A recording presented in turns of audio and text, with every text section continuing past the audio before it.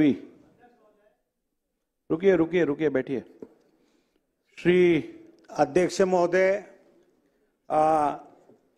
अक्कलकुवा तालुक्यातील एक ग्रामपंचायतचे काम चालू असताना माझी स्वतःची मुलगी काम करत असताना एका व्यक्तीने भानगड केली आणि भानगड केली असताना मी तिथे गेलो असताना माझे काय संबंध नाही असताना माझ्यावर स्वतःवर आहे तिथे पोलीस स्टेशन मधला निरीक्षक पोलीस अधिकारी सर्व असताना माझ्यावर खोटा विनयभंग दाखल करण्यात आला आहे। म्हणून जो संबंधित जो डिप्युटी आहे दुग्गड म्हणून त्याच्यावर चौकशी करून त्याच्यावर कारवाई व्हायला पाहिजे। कारण एक आमदारच्या मुलीला कोणी मारत असेल आणि तिथे गेले असताना माझ्यावर विनयभंग दाखल करत असताना चौकशी करायला पाहिजे।